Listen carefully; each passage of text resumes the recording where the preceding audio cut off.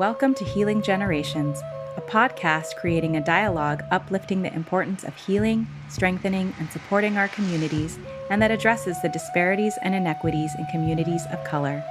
Healing Generations is brought to you by the Healing Generations Institute, a collaborative initiative of the National Compadres Network and the Brotherhood of Elders. Be sure to subscribe to stay up to date on our new releases. Hello, my name is Cisco Gallardo with the National Compadres Network. I want to welcome you to the Yelders edition. We're calling this one of the Healing Generations podcast. I want to go ahead and give my co-host a chance to introduce himself. What's up, Cisco? And what's up, everybody? This is Calvin Williams. I am in Oakland, California, and I'm part of the Brotherhood of Elders Network as part of the Healing Generations Institute. It's going to be part of this journey in this podcast with y'all. Yeah, right on. I'm glad you're here joining us. You know what I mean? It's always black and brown unity when it comes to the Healing Generations. Yes, sir. And we want to make sure our community knows that we have more in common than we do anything else. And part of this healing journey is we need everybody. We really do. You know what I mean? Because part of your own journey is, they have that saying, when I used to work in Denver, we'd always do this thing where when you heal, I heal. I mean, when you're around people that are doing good, you feel good. It really does change the way your outlook on life. So let's clarify one thing. So what is a Yelder? Yeah, right. Go ahead, Calvin. Maybe you could break that down for us. Well, I was recently talking to my wife Lila, and she, we were kind of talking about being at the age that we're at.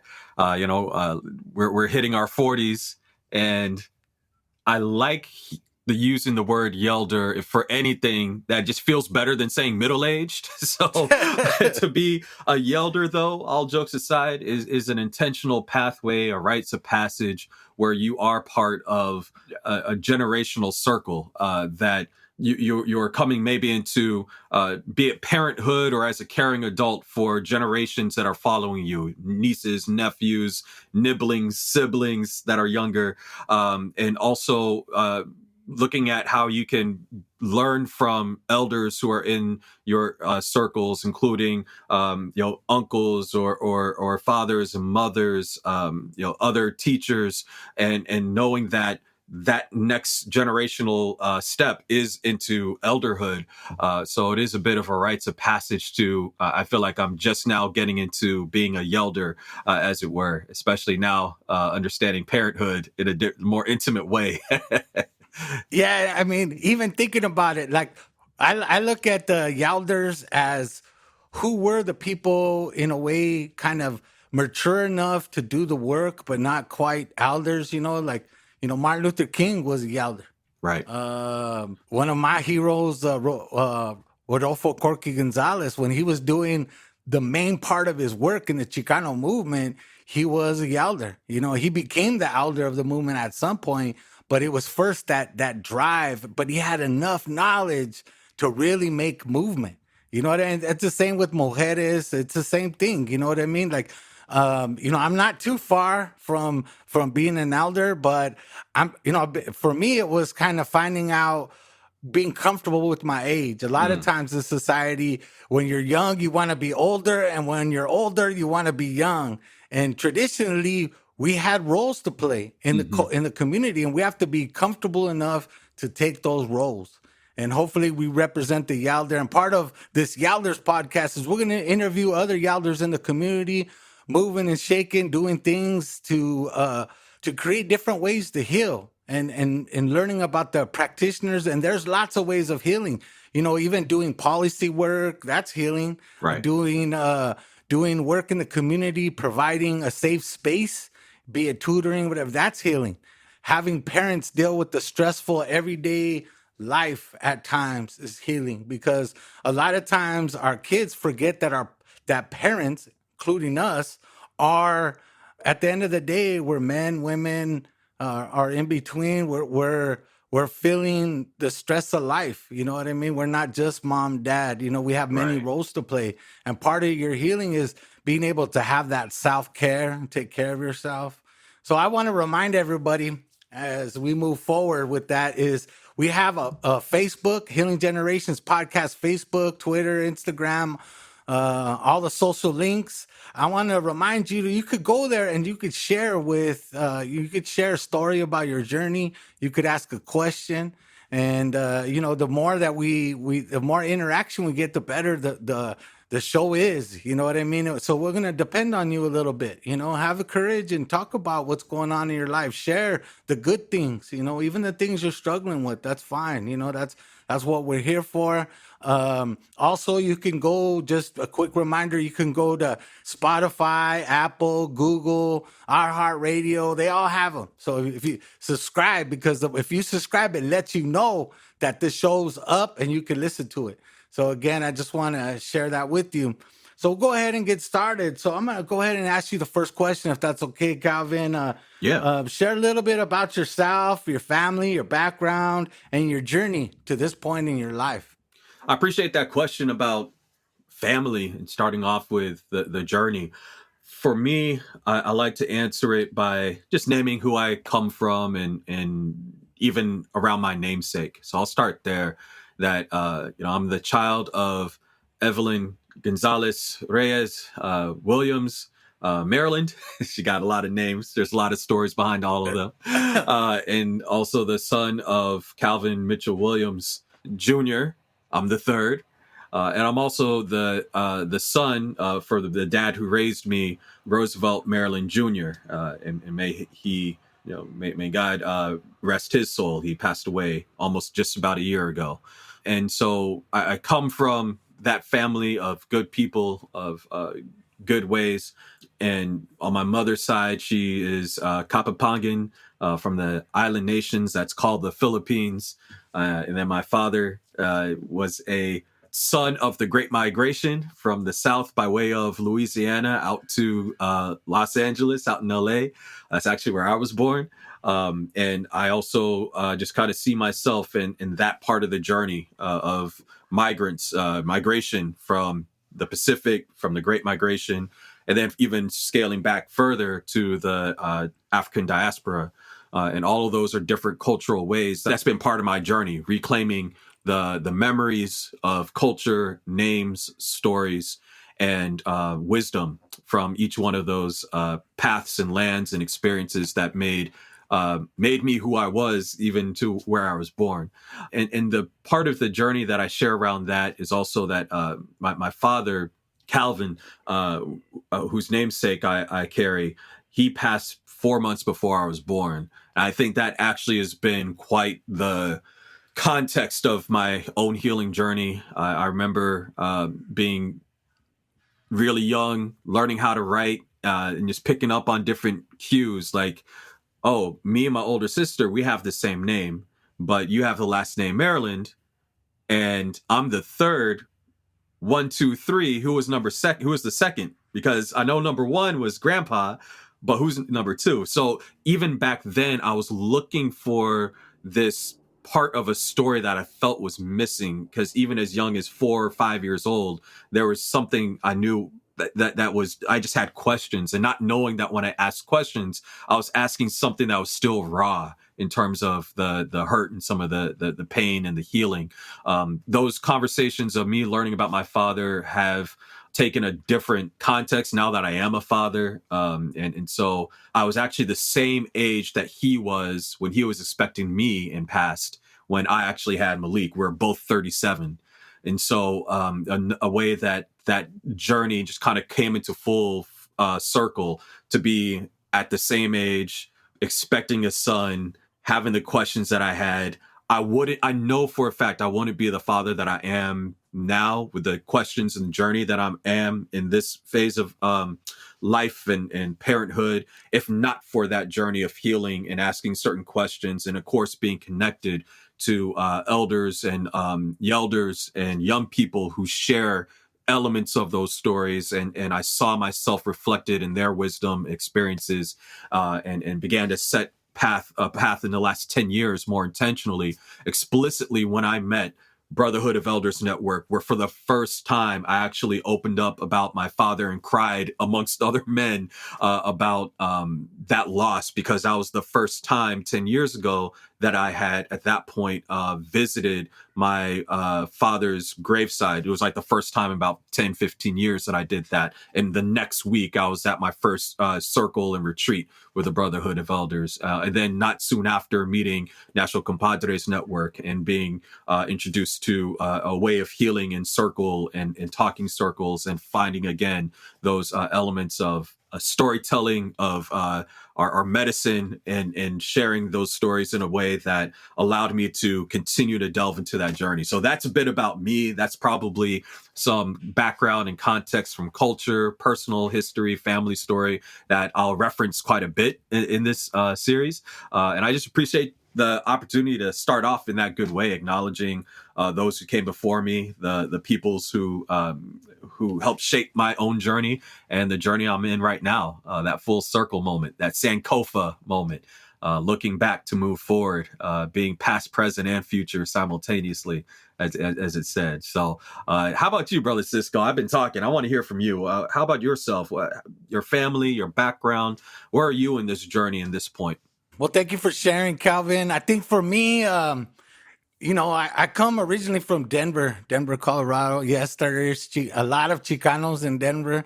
My parents, though, my mom, she's from San Juan dos Lagos, Jalisco. Her name's Esperanza Marquez.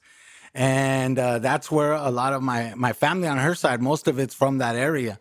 And then my dad, he was born in Denver, but his dad was from the same town my mom's from, San Juan dos Lagos. And then my grandma, she was from a little area right outside of Juarez, Mexico. And through that, I had a unique experience. My mom being fresh to the United States, it was at the beginning a little hairy when I was a kid. When I was 2 or 3 years old, we lived in Mexico for a little while. We came back, and it kind of shaped my journey in a lot of ways, because Denver's unique in that some of the people have been there for generations, before it was the United States and all that, and they had already been there. So there's those, and that's the thing about a lot of people don't understand about our raza, about being Chicano, Mexican, or something like that. We've always had, even though we share a lot of common experiences, there are unique things to geographical areas, just like any other country or any people. And for me, I grew up in a very Mexican home, but in a very Chicano community.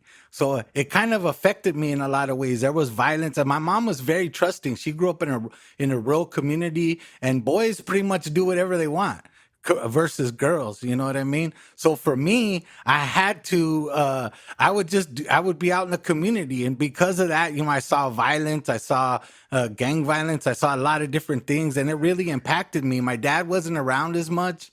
He had another family by the time I was 8 years old. And, I don't blame that. My dad had a right to move on and going on with his life. And my mom got remarried, but it did affect me because my dad really wasn't there, and I looked for mentorship in the community, and a lot of the men that I knew in the community were, coming out of prison. They had their own kind of way of living, being a veterano and things like that, and they really influenced me. Starting to use drugs, all those kind of things. And I had a stepdad. He was a good man. He was Mexicano, very prideful man, and he didn't really push a lot of things on us. And the truth is, I didn't really let him be my dad. Like, he probably could have taught me more, but I had this thing. My dad was very jealous. And one thing about our people that's tough is we could be loyal, but for the wrong reasons. I could still love my dad and still have enough room in my heart for another man to teach me, because back in the day, the traditional way, you could have more than one dad. You could have more than one mom. You have your birth mom, but you have women in the community that take care of you. But for whatever reason, my wounds, I didn't let that happen. And that attracted me to gangs. It attracted me to a lot of things. And growing up, I loved Denver. When I was a kid, Denver was like a small town. I knew all my neighbors, and my neighbors knew me and all that. But things started to change, just like they did in the late 80s, early 90s across the country, with all these different painful things that were coming to our community, drugs and other things. And it really did influence my life, but one thing that I would say in my journey that really helped me, especially when I needed it most, was kind of understanding my cultural identity. Mm-hmm. And some people say, well, that's not a big deal. But for me, it was because I never felt Mexican enough, and I never felt American enough. Even though I knew the word Chicano, but when I really accepted it and kind of like, yeah, I understand that, and it feels right to me to be Chicano. Even my mom, I told her, Mom, I'm Chicano. She's like, what are you talking about? You're Mexicano. But my mom and my family understand that I'm different because I grew up here. There's things that I like that are people associate with the Mexican culture, like lowriders and things like that, but they're really American inventions, Chicano American inventions, you know what I mean? And hydraulic, all the different kinds of little things that part of our culture that really inspired me. But anyway, I went to this school called the Escuela Tataloco, and it really influenced me because it really taught me who I was. And that was when I started my healing journey. It really was, because I was conflicted with the barrio, but I also loved my people. And I knew I couldn't do both. At the end, if we really want to help my community, even when I was 17 years old and I was still in the thick of things, I loved my people. I knew that much because the way there was a unity, an unspoken unity at times, just a head nod can make you feel welcome. Right. It could also freak you out too, you know what I mean? Depending on what community you're in. But I understood that part and I really loved it. And I think that, by the time I got married and did all that, by the time I didn't get married till I was in my 30s. And that really, I think I needed that because I wasn't ready as a man. I really wasn't to accept that responsibility. In my 20s, I was still learning about who I am. And I wasn't ready for those responsibilities. But, that's a little bit of my journey. And I think where I am now, I'm 49 years old and I've been through a whole lot of healing. And part of that was really accepting my dad. You were bringing up your dad. You were the same age when he was. Well, I just passed a few years ago. I passed the age my dad died at 46. And when I was 46, it really impacted me because I'm like, when I was a kid and when he died, I wasn't sure what that would feel like, And I remember as I was leading up to 46 and passing it, and my dad died really close to my birthday, my 21st birthday. And it really impacted me because right after my birthday, in fact, but it impacted me because I thought, I don't want to be that. And I was young enough where I could change my life where I wasn't that, because I had just got out of a halfway house. I was in this stage of my life, and that really did change me. That was a part of my journey, but we'll talk about that later. I want to pass it back to you, because what lessons did you learn from your culture and your family or experience that helped you with your own healing journey? Whew, man, I love that question. I definitely want to come back to this shared experience about that coming of age at the same time that we lost our fathers. I think there's something in that story. But in terms of the lessons, I feel like if you ask me every day this question, there'll be a new answer. You can ask me during different times of the day, there'll probably be a new answer. I think the one that speaks true to me in this moment is the space to dream and to have storytelling that carries memories and lessons. One thing that my family practiced on a very consistent ritual basis was gathering at the end of the day. And you'll hear my reference to my own faith journey as well. I'm Muslim. I converted several years ago, grew up in a Christian household. And we had like Bible study time every night, or we would have like a family circle every night, prayer circle every night, every morning there was something. But there was a time in there where we would also do a storytelling. And I was thinking a lot about this because, we're recording this in a time of pandemic, right? And so when the pandemic first started, I was really reflecting back to my grandparents and great grandparents. What were the stories that they told me or was passed to me about time periods like this that felt so heavy, in the terms of the transition that the world is in, or their own family experiences. So my grandmother and like her sisters and cousins would be talking about the occupation of the time from an imperial invasion and armies. Twice. And the stories that I would hear about that and what got them through. And already, even like before the pandemic, as I was becoming a parent, I was asking myself, well, what were the stories, the songs, the prayers, the games that got them through as children or as like young parents themselves that I can remember and pass forward. And then to be in this moment of pandemic where some of those elders are passing, and some of those stories are being remembered, I'm thinking, wow, yeah, this is what I've learned in my own life around like the cultural ways of being as a storyteller, as a dreamer, to share your dreams, to share your stories, and doing that with my son Malik, who, even though he's just turned 1, we have story time every night before he goes to bed. Or if I have a dream about him, I'll let him know what that dream was, whether he understands it or gets it. There's that time that we have where I'll just sit and talk with him or tell them the stories that I was told. And do the little games that I learned. Like there's this kind of playful game that my mom would do. It's like a tickling kind of for your body, and she'd have this little ditty that she would say in Tagalog. And then I asked her when Malik was young, I was like, I remember about 75% of it, and I said it. It's like, oh, that's good, you remembered, but here it is. Here's the rest of it. And so even today, before we jumped on this, I was sharing that again. And so for him to be able to hear songs, prayers, games, stories, and dreams from these different cultural traditions that are part of his story allows me to tap in and connect again to that. It's that thing of being a Yelder. I'm doing my part now, right? I'm learning to be that storyteller, that culture keeper, that circle keeper. And so, I mean, even down to the music, like I'm giving him mixtapes of, all right, here's the songs that I learned and I sang when I was not his age, but a little older, but as a kid, because these are the songs that my dad used to sing. I heard that he was really into like karaoke and would sing. And one song in particular was Lenny Williams, right? Because I Love You. And I was talking to someone that we're going to talk to later on, Brother George Galvis. We were talking about some songs and he brought up Lenny Williams. It's like, that's a good song. I need to make sure Malik hears that. So I'm playing it.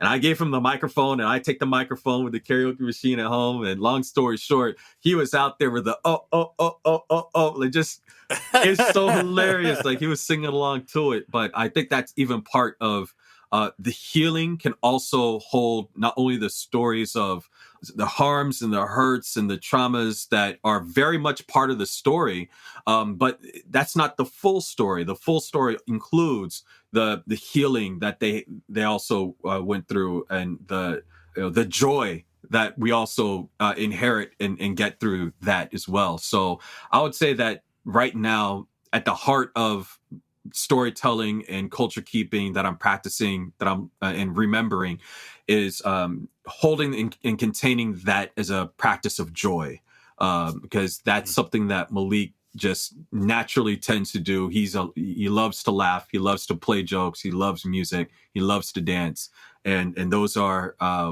joyful ways that I can also practice culture with him and being in that Yelder generational connection. So how about you, Cisco? I want to hear more about how you got to some of those songs or other cultural practices that you do now. Well, before I get to that, when you started talking, you brought up the thing about our shared experience with our dads. Yeah, And there's this book. I don't know if you've ever read it. It's called The Other Westmore. No, I'm writing that down right now. So the Other Westmore is about this guy who's a writer, right? And there's a guy in this thing. I think it's in Baltimore. there's another guy, Westmore, and it was in the newspaper that they robbed a jewelry store or something like that, and he got sentenced to prison. And so this guy, the other Westmore that read that, he was a scholar. I forgot what university he was going to, but here they have the same name. In my culture, they call that your tocayo, right? You share the same name. I mean, down to the last name. And he wanted to know they're from the same community. And he wanted to know what was different about their lives that made him go that way versus the scholarly way. And part of it was the reflection about their dads. One, the absence of, and the presence of. And at some point, I'm gonna find that quote because I think it's phenomenal about that. There's a part of it here where he said, "I thought I would remember, but never questions. Wes was taught to forget and never ask why. We learned our lessons well, and we're showing them off to see." So one person was, don't remember the bad things. Just put it behind you. Stuff it in a box. Get away with it. Where he was focusing on the lessons, the learning, and that really sets apart someone that's on the healing journeys because it's the way you look at that. And I tried to look at the way my dad died as a lesson for me. If you live that type of life, that's what you're gonna get. No questions about it. If you drink every day, if you give yourself to that. And I love my dad. I'm not talking bad about him. It just is what it is, But he was funny. He was a good guy. But, it did influence me that way because I know I have some of his mannerisms. I think about it now when I was a kid and thinking about how he was. I have those mannerisms. My family tells me that. And that makes me miss him that much more. But what do you think about that quote? I'm sitting with it. Even how you introduced that quote. When I first started working in, we're both connected in some ways to the Alliance for Boys and Men of Color or My Brother's Keeper, like all of these different namesakes around the care and the healing and power of young men of color. And part of my way of connecting was sharing this story that I'm talking about, and would often say I grappled much of my adolescent, phase and that passage period with the absence of presence and the presence of absence. And I talked about it in like those kind of contradicted ways of there was a presence and some of that presence included absence, and there was an absence that I wanted to be present. The stories, I just wanted the stories to know about, well, what was my father like and how is it showing up in me? And I had a very interesting, me and my mother, we talk about this, as recently as around this time last year. I share this story often about, I understand where my mother was at this point, because I think I'm a little around the same age. I understand where that teenager was at. I got some compassion for kind of what you were saying. You get a little life to you. You can look at things in your healing journey with a bit more compassion. But it was like a conflict at the time where I was an angry teenager and a mother who was frustrated with an angry teenage boy. And she said, I say this all love, and I share this with all compassion, as I said, that, when you get this angry, it reminds me of your father, when you act like that. And then I used to say I wanted to backhand the response from this kid because this is what this kid said that was so hurtful. But again, I understand why I said it. Well, maybe I should be angry more often because that's the only time you ever talk about him. Wow. Yeah. It hurts just it hurts to even repeat that. I'd even consciously have that in the back pocket, ace card to throw in that situation. Yeah. It just came out. And it was like one of those sitcom moments where the entire audience gets quiet and you can you feel the tension and you can that phrase, you can hear a pin drop, but you could hear the tears and the choking of the throat, happening at that time with we both got choked up. Whoa, where did that come from? We resolved that in a good way after taking a time out, but and it came up when months later where she just started talking to me about him when I turned 18. And we were just sitting in the car and it was a quiet moment and she just opens up Wow. And so I think about that quote, and it reminds me of that part of my like healing story, because what I found was that, and again, as I got older, I realized it's not just my healing journey. This is also my mom's healing journey, and I'm at the place and stage now, especially the last 10 years, where I know when I can open up and ask questions, and what ways I can have that as an accessible way to have that conversation. I also know when and where that it's not, where I hit the pause button, right? Like, okay, I don't want to push you because I know it's hard. Every time you say my name, you say his name. Every time I have a birthday, it's another marker for you as well. And then especially now, and I mentioned this about my dad, the dad who raised me. She remarried about 4 or 5 years later, and so he passed, and maybe that's another story for another time. But I was actually remember being on the phone on the screen with you when I found that out, and just having like the prayers being sent at that time. So now it's just kind of it's all of the stories are kind of coming up, and I'm realizing, wow, I have access to this, to where our storytelling and remembrance, and it's not just my dad or a father. These are fully lived lives, and it's given me a lot more compassion for them, for myself, and for my young one as well. And so there is like a full circle that I feel about it. But that even that little passage, I got to pick this up. The other Westmore, I got to pick it up. And then on a funnier note, I got to tell you another time about the time where I almost got arrested for being the other Calvin Williams. Oh man, they said, "Is your name Calvin?" I was like, "Yeah." Well, there's a warrant out for your arrest, and I was like, you got the wrong Black Calvin, man." Check the birthday. That's funny. So, I mean, part of this journey, when that happened to me when I was 21, I was kind of into my culture, at that time. But for real, like, I knew I needed to heal because I was struggling. I couldn't drink for a few years. So right after that, I started hitting it hard. Me and my friends were going, we were involved politically. I already started an organization called Barrio Warriors.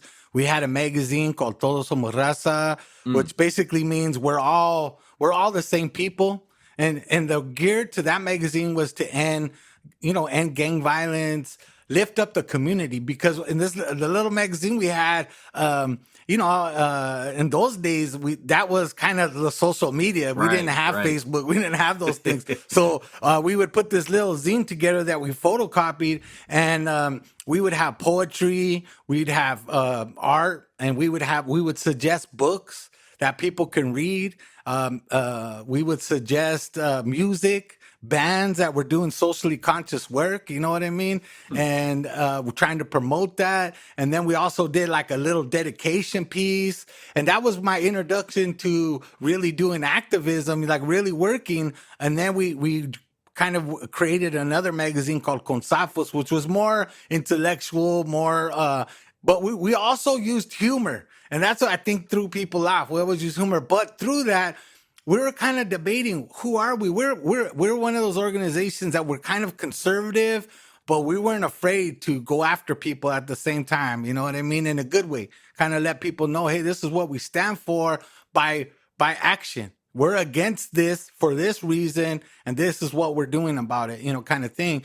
But what really is, I wasn't dealing with myself. That was all outward.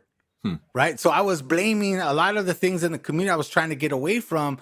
It was outward, right? This is the reason why, which is a lot of it. That is true, right? The system is set up for us to live in poor economic areas. We don't have access to college without going into debt. We don't have access to adequate medical care where they treat you well. I mean, I hated going to the doctor when I was young, especially when you have Medicaid or all these different kinds of government things. They don't treat you well. They don't talk to you good. And that doesn't mean to disrespect the health workers there. I get it. They're stressed out, but it's different when you go to a private hospital. There's a different feeling. And I don't know what that is, if it's economic or what, but it is. It does feel different. And anyway, part of that journey for me was to come to terms, right? Because in Chicano history, there's a lot of people that will debate this, but this is my journey. I felt like I knew I was mixed, the Chicano and Spanish and Indian. As a part of my dad used to teach that to me a lot. He used to draw it. My dad was a really good artist. He had a lot of Indian or Mexica art in his house that he drew, and he did all this elaborate things. But he also had Spanish swords, and he was into that too. He understood, and he was very dark complected compared to me. But he knew that, I looked like his dad. So he even named me after my grandpa, Francisco. And but that always stuck with me. And part of my culture, I was a Catholic. I go to church. I do all these things, but it didn't really fill my heart. When I got out of the halfway house, I said, I'm going to go to church every Sunday. But I just, for some reason, I didn't connect with it. I tried. I went. Me and my friends would go, and I would just not connect. And during that early time, I went to a sweat, which is a ceremony. And they sweat all across North America, not just here in the United States, not just in Canada. They do it in Mexico too. In Mexico, they call it temazcal. There's other names for it in different regions. Mexico is not one people. It's many different people, many different tribes. And anyway, but the sweat I was introduced to was a Lakota style sweat, and it was beautiful. I had a hard time at first. I wasn't used to it. It was uncomfortable, but I understood part of being a man for me was coming to terms with my own demons and not being afraid of them. And I ran from them at first, but I remember just crying in the sweat. Nobody said nothing that hurt me, but I just felt safe enough just to let it go. And that really inspired. When I got out, I felt so good. And I felt close to my brothers that were in there, close to the community we built. And to me, it just felt right. No one had to sell it to me. It was good. And that really started, I wanted to learn, in the early days, me and my friends, we'd go to 3 sweats a week or 4 if there was that many. We would do everything. We'd go build a fire, whatever needed to be done, we would do it. And part of that is learning songs. And, I was very embarrassed. I remember the first time I sang in the ceremony, it was horrible. They call it getting, bucked off the horse. And boy, I got bucked off, man. And, but part of it is just kind of sticking with it and learning. And to me, in my darkest time, singing is good. And what I learned too is I noticed when people were standing around and they would say, hey, somebody say some words, I was encouraged as a young man to be a leader. Maybe they saw something in me. I don't know what it was. I always wanted to hide. I have social anxiety and I always want to hide. Sometimes I dread going to places because I don't want to deal with people, partly because part of some of the things I experience. Well, I don't like big crowds. I don't, if I'm there, I'm always on edge. You know what I mean? And so during this time I was trying to heal. And so saying a few words, a short prayer, and most of that is an intention, what I want to see. I'm asking the Creator, overlook our shortcomings and overlook mine and provide some vision for us, so that we can make the right decisions. And it really did change my life because I dedicated pretty much most of my 20s, all of my 30s, all the way to at my age right now, just learning. And I used to think, when am I going to learn enough? When am I going to, but the real story is you never learn enough. You're never going to be the person that knows it all. It's impossible. There's too much information. And that was really, my family, who's traditionally Catholic, they had a hard time with it at first, but then they realized, this is my journey. I have a cousin who was involved in Sundance from the 70s and 80s, who was the first Chicano Sundances. And I saw him growing up, and people would say, oh, he does Indian stuff. He follows that part of our tradition. And that's the way they introduced it to me. So I always, and even when my dad died, I asked him to load his chanupa, which is a spiritual pipe, and he could smoke it with us to honor my dad. And he did that for his brother, and I was a pallbearer, and he shared it with me when I was young. I was probably like 12 or 13. So when this happened to my dad, I used that medicine, not even really understanding it, but I knew I'm connected to it.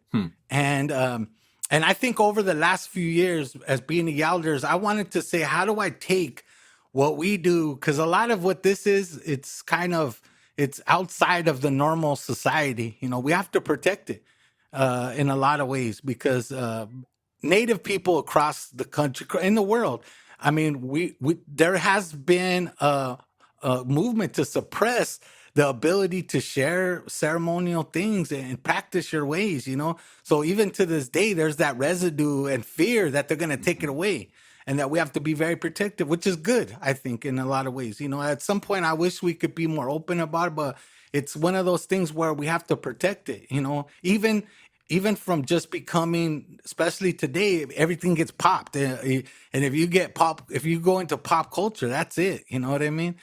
So anyway, that was part of my healing, and so the whole trick was, how do I bring that piece into my work? And what I did for most of my adult life is I worked with youth in gangs.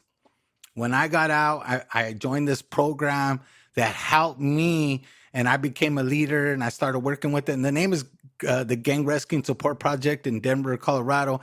And you know, I don't.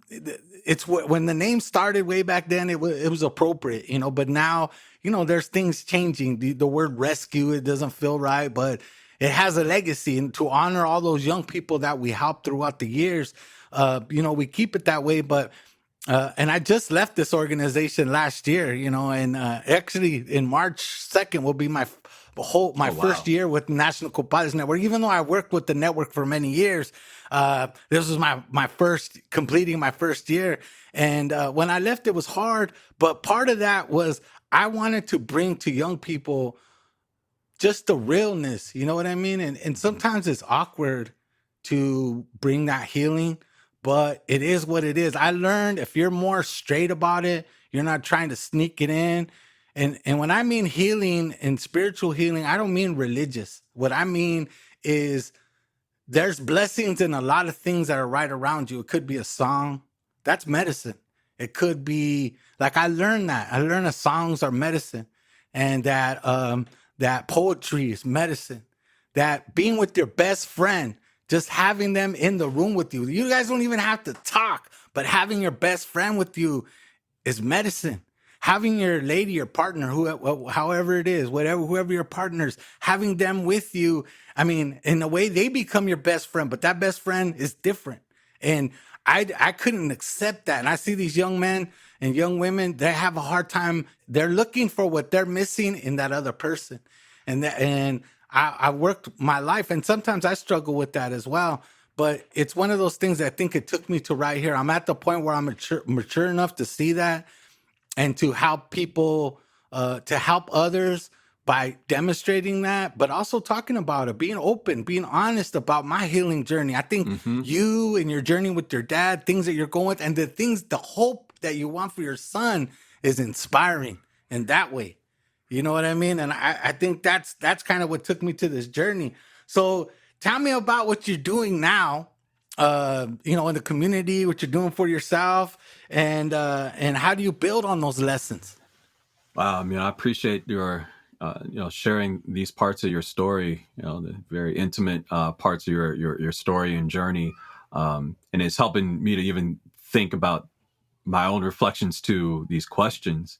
Because as you were talking about your work with young people, a lot of the work I do now, and a lot of the work I've done, even while I was a young person myself, was with either organizing through culture, music, art, movement building, and that continued as the most consistent thread line, because I've had many different, you could call them movement jobs, right?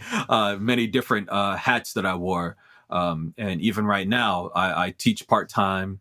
I do facilitation for various groups and organizations. I mentioned George from Communities United for Restorative Youth Justice, or Courage, and just did a strategy session with them. And then also did a youth storytelling and visioning about what does the future of radical safety look like for young women and girls, and did like an imaginative storytelling and story world exercise with them. And so at any given point, that's kind of the through line. And I think about it this way: engaging young people and the folks who are entrusted with their love and care, to really build the pathways for power, healing, wellness, and connection. And for me, the way that I've done that work is creating the space for new stories, new storytellers, and new storytelling experiences to emerge, that allows them to dream and redefine and reclaim their truths in all the powerful ways that might take them and take all of us in that journey. And so that's what I'm doing now. And that, again, it takes many different forms. On different days, I might be doing different things. But that's really the heartbeat of what I do, is engaging people and reshaping and transforming, as I would call it, like transforming their own story in a way that allows others to do the same, and towards that direction of what healing and living in full abundance of their truth really means, right? So that requires us to be very present and be aware of our present conditions and experiences and truths, and requires us to look back, and to learn from the legacies, the stories, the wisdom of our ancestors, our elders, and to look forward into that future and kind of imagine what that abundant future may look like for us, and the new stories, the new songs, the new dances, and ways that we shape culture will emerge. And that's part of the reason why I brought up earlier that phrase, Sankofa, sometimes it's said, where it's three words from, if I'm recalling correctly, from the Twi peoples, and this is out of Ghana. Sankofa, three words meaning go back and fetch. And the proverb roughly translates to, in a long journey, there's nothing wrong with going back and to fetch what you've forgotten. And I think that's part of the culture work, is what we're doing, is going back to fetch as we move forward. And it's symbolized, the symbol is actually a bird. If you open your palm and kind of face it towards you, it's like moving the thumb as if that's the head of the bird and the beak looking back. And then the feet are moving forward. And sometimes you see that bird placing an egg on its back. And so that Sankofa symbol of the past, present, and future simultaneously. And I think about that even as a Yelder, and what that means to be holding multiple generational parts simultaneously, where I am, at a father or parent level. You've talked about being at a grandparent level, but we're still at the same time sons ourselves, or like grandsons, or like grandchildren, or still nephews of another generation. And so thinking about that as a sacred place to be in, that I am able to tap into the new stories, and again, remembering stories I can share with that new generation, while also still being gamed up with elders and others around me. That feels like that's in the spirit of Sankofa, and learning a lot about that within the Brotherhood of Elders network that I'm a part of. So, that's a bit about what I'm doing and how I'm incorporating those life lessons, and it permeates everything I do, to be honest. So, I mean, same question to you. What are you doing, and how are you building on these life lessons? I mean, I wish I could say, even when I started my journey, that I made all the right choices. I got married. I had a first marriage, and my wife came with two kids at the time, and I helped raise them. They were young, and I raised them up. Michael and Vanessa, they're beautiful. They really gave meaning to my life when I was working at that point. And trying to teach them. And I took them to ceremonies with me, and sometimes I had to bribe them. But it was part of that, me learning with, and also me learn. They were part of my journey. They were really a part. But unfortunately, I got divorced, and it really made me take another look at my life. Like, where do I want to be? What do I want to do? How do I want to heal? And I was in this healing journey, but sometimes people grow apart, and I end up, part of my work with the kids at Grasp. I mean, I wasn't just doing Grasp. I was doing a lot of things in the community. I always kept the movement. thing alive, where I was very involved in developing and building a Native American church in Denver called the Teocalli Tepeyotzlan. And that part of my culture really, it really grounded me, and it made me take more responsibility, because in the ceremony, there are roles, and there are lessons, very simple lessons, but that are, you brought up the Sokofa bird, but for me, that I love that symbol. I've always loved that story. I've been fortunate to have a lot of African American teachers in my life too that taught me a lot of things and shared that with me. In my work in Denver, I had to work in the Black and brown community. That's our communities. And people would always try to pigeonhole me like, "Oh, you're from the west side and the north side. You only work with Chicano kids." It's like, no, that's not true. But it doesn't matter what they think. It matters what I'm doing. And I was made, and our organization was split. At the first it was mostly Chicano, but I worked hard to integrate our staff and the way we do things, and bring their culture involved and my culture. But that, for me, there's a symbol called an olin. And this Olin is kind of like, it has different images, but for me, it's that sacred movement, the chaos. Nothing could change without that, and if you're stuck, you feel stuck physically, spiritually, mentally. And part of that is that movement, that sacred movement. And I've always relied on that symbol, that image to help me get through things, because our culture is living. It is a living culture. Even though we have the past, and sometimes we worship the past, this idyllic version of our people, all the different people, we have this idyllic version. We villainize other people within our culture. But history is complicated. And to be real, our people would integrate the lessons of the past. I mean, the Olmecas were the first, right? And the Olmecas and the Toltecas, then the Mayans, and they always built off each other's cultures. Today, sometimes there's this movement about appropriation, but appropriation has been, in a respectful way, has always been a part of human. It's happened in the Middle East, with all. I love hearing about history, from Syria all the way down to Babylon and in Iraq, and just learning about how they influenced a lot of the things that we do today. Even though I'm not from there, I don't even know nothing about it. But I mean, I don't know. I didn't grow up learning that, but I see that we are connected in a lot of ways. And little pieces of their culture made it all this way, and we practice it. You know what I mean? Even things in Africa, there's things that we do that came from there. That influenced us, and it's just like your genetic memory brought it to us. And it infused, and I think with our culture too. With what I learned is part of it is we have to take the lessons and apply them to right now, so it's accessible to our people. And we have to be kind of put our ego to the side at times and say, if we're wrong about something or we interpret it wrong, well, okay, well, let's reshape it. But the most important thing we need to do is build for our people.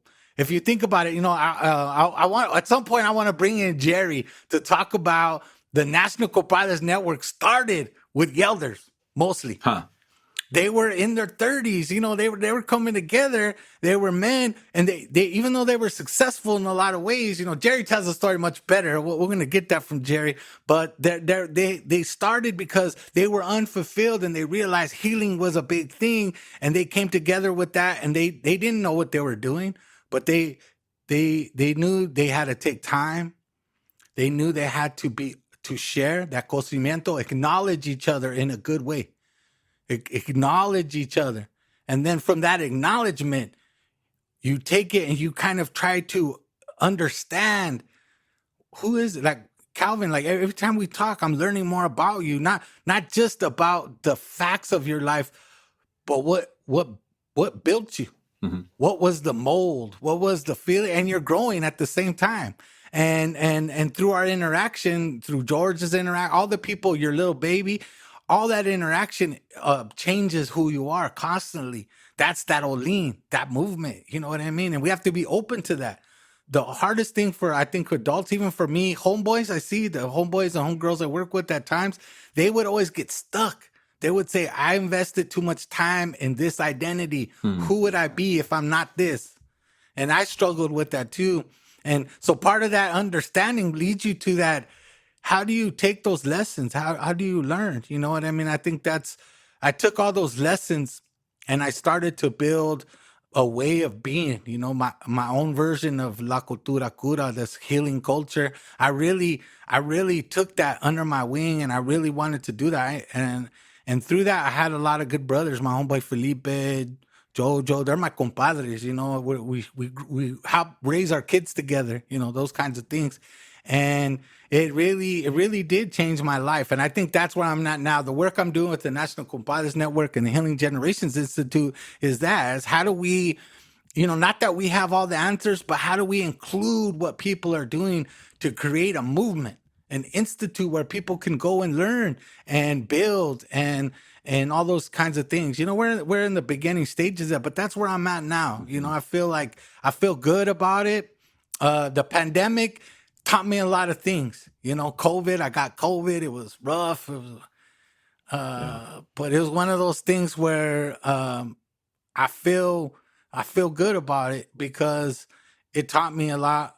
My wife took care of me. I got remarried a couple years ago. Or a year ago. That's why I live in California now. And she took care of me, and she was sick too. I learned a lot of things. I learned about how people love me too.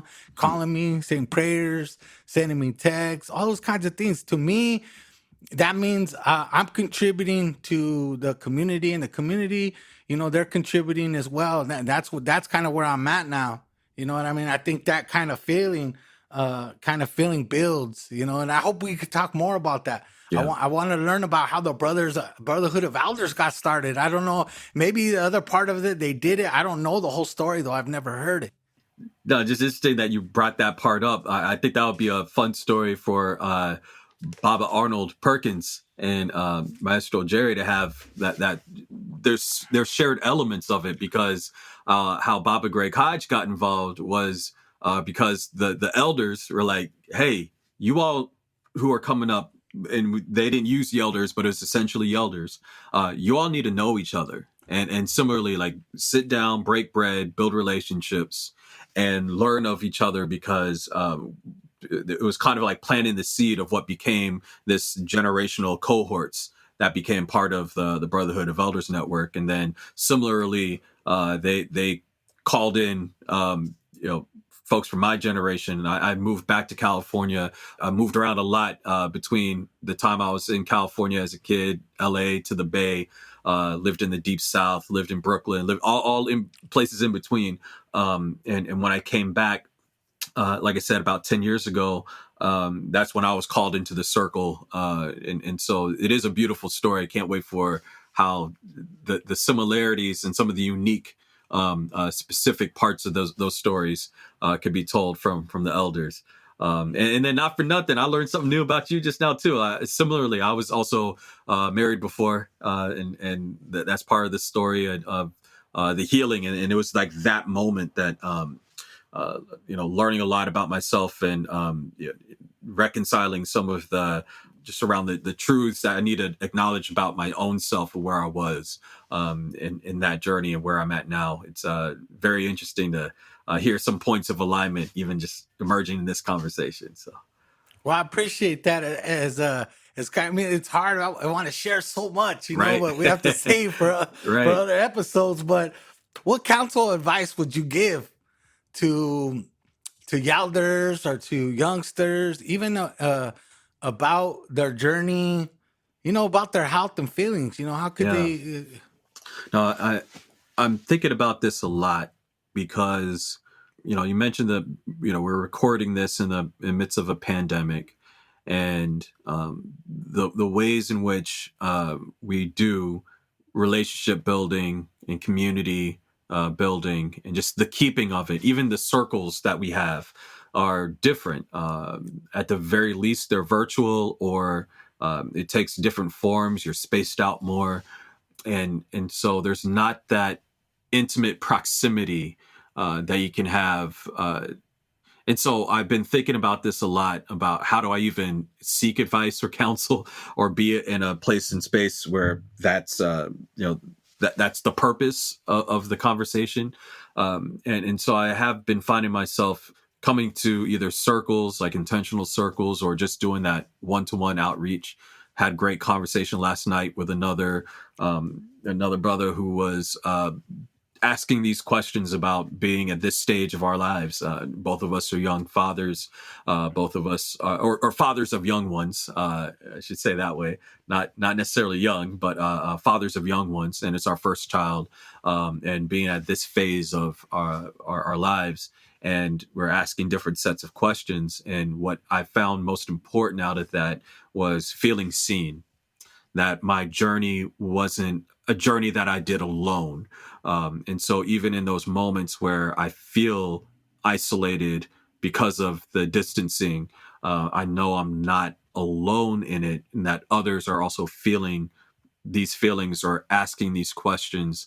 And if I'm able to have like a trusted circle of support of others who are asking the same questions or similar questions and moving towards that intentional direction and pathway of healing, even if they're on different parts of that path, but we're at least walking in and moving in a similar direction, that those are the circles I find the most grounding when I'm thinking about healing and my health and wellness, and been really important for me over this past year, let alone around the impact of COVID, but just being as a new dad and first time dad, as a Baba, those are all things that I would say is like counsel or advice, to seek the circle that can sustain you in your journey, others who are also committed and part of that journey with you, and a remembrance that you're not alone in this, and that in your own search, in your own stories, in your own journey, that may be medicine for others, or like the on-ramp for others who are looking to be in that journey as well. So reach out, seek out, and speak out when that's needed. And hopefully, as we continue to build and grow the Healing Generations Institute, we can become a hub and a place for connecting these circles and bringing folks in and growing those circles, so folks can find a place for them in it. There's a place for you in the circle, and a place for you in this healing journey. And it'll take all of us to transform something new. At least that's my take on it today. Would love to hear where you're at with all that too. I mean, that's part of it, right? Well, it's fluid. Mm-hmm. That journey's fluid. And I would say for me, I encourage you to find your circle. Some people they're going to find a community garden. That might be their medicine, or they might find something, a circle, could be AA, could be wherever you find a place to share your life with. But all I want to say is be self-aware that sometimes, even though you're going through it, somebody else that's there, they might need your support. And through your support to them, you're going to get a blessing too. And you're going to be able to see life from their perspective, and there may be a lesson for you in there. So I don't want you to be selfish either because sometimes part of our Western cultural ways that were imposed on us is it's all about self, not we, not community. And sometimes you get healing by helping other people. And there's a balance there. There's a balance, and be self-aware. Your impact on the world, be aware of that. Be aware of what you're doing. You know what I mean? And in a good way. Think about that. And if people want to do the journey with you, make space for them. Make a little bit of space, because as you're learning, you're also teaching. And learn those songs, learn whatever you can. And remember, be patient too, because a lot of times people want to jump from A to B. I mean, that's part of our cultural thing that we have to deal with, is where a lot of us are impatient. We buy things, we want it instantly. We download apps and we want it instantly. But I just want to share, take your time with it. Really learn the lessons, and be on the journey with us here, on the Healing Generations podcast. We're doing it generational, right? We got the elders, we got the mujeres who are excellent teachers, and then we have us, the Yelders, and then we have the youngsters. That it's going to be really good to hear them. I'm really anticipating the youngsters, what they have to say. I want to hear that, because it inspires me, and it knows that we're doing a good job. I always like to listen to the even the little babies talk to each other about, like smoke and blessing each other, because they're listening, they're absorbing it, even when we think they don't. You know what I mean? And it's one of those beautiful things. And for me, even through this whole journey, is I had to, my anxiety got the best of me at times, and I just had to recenter myself, burn some sage, some cedar. To me, cedar is the one I use mostly, and I burn that cedar and just put myself in another place. Just try to contemplate, meditate, try to think what I want to do, and be patient too. I know, like, a lot of people I know with this pandemic, they're ready to give up. They're like, I'm tired of this. I'm tired of wearing a mask. I'm tired of this.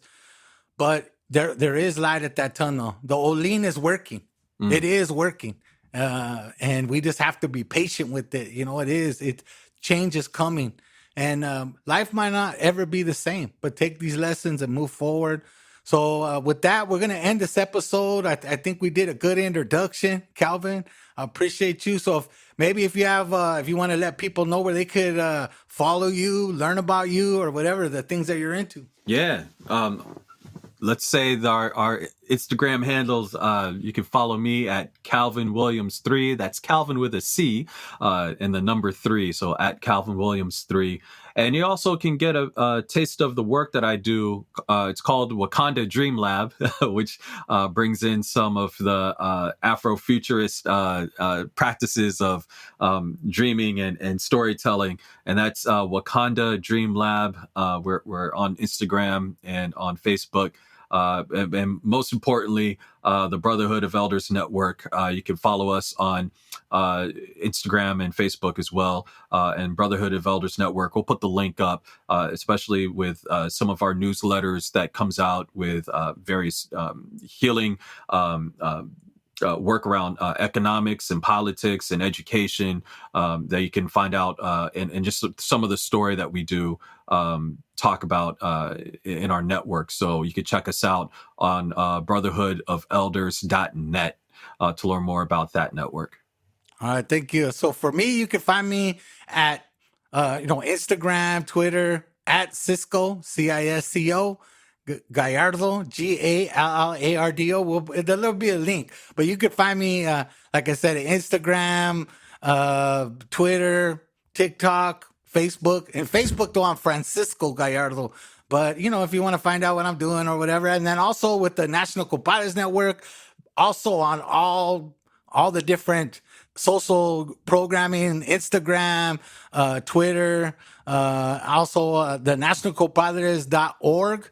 Yeah, the link will be there and you can find that. And really, if you want to, again, for the podcast, we have Healing Generations Podcast, Facebook and Instagram. If you want to send some questions, some feedback, let us know. Let us know what's going on. And if you go there, you could, write a message, a private message if you don't want to share it on the feed. But, this is part of what we do. We want to interact. And also you can go to all the places where you can find podcasts, Apple Podcasts, Google Podcasts, iHeartRadio, all of them, Spotify, and subscribe. And by subscribing really helps us. And also part of it is you want to also put reviews. If you could give us a review, that would be great. The more reviews, the more people get to know us and and our podcast gets highlighted. So please write a review. Let us know what you think. And it's beautiful. So with that, we'll wrap it up. All right. Appreciate it, Brother Cisco. We'll be talking to you all soon. For more information about Healing Generations and the Healing Generations Institute, visit nationalcompadresnetwork.org and be sure to subscribe to stay up to date with our new releases.